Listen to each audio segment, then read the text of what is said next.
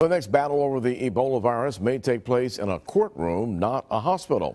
A nurse in Maine is now preparing to violate her state-imposed quarantine, and in doing so, she's finding support from the White House. Fox News correspondent Doug Luzader has a story from Washington. And Casey Hickox says that she is being bullied by politicians, that there is no scientific reason for her to be quarantined, and she may now launch a legal battle. This home in Maine is quickly becoming ground zero for the Ebola policy debate here in the United States. Inside, a defiant nurse, Casey Hickox, says she is being imprisoned in her home. "I'm not willing to stand here," she said, "and let my civil rights be violated when it's not science-based."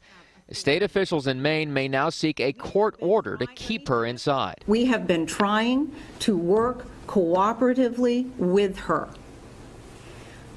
There are concerns about the lack of reliability and the lack of trustworthiness in the information that has been received. And while Hickox has received a great deal of criticism for her unwillingness to quarantine, President Obama has largely agreed with her sentiments, saying returning healthcare workers should not automatically face a quarantine. We need to call them what they are, which is American heroes.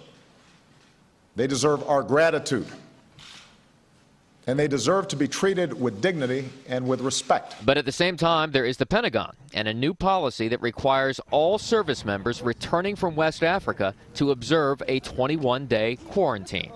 They are not volunteers, and this is also a policy that was discussed in great detail by the communities, by the families of our military men and women, and they very much wanted a safety valve on this. The White House, meantime, says that the country's new Ebola czar, Ron Klain, is heading down to the CDC in Atlanta today to talk about the country's response to the Ebola outbreak.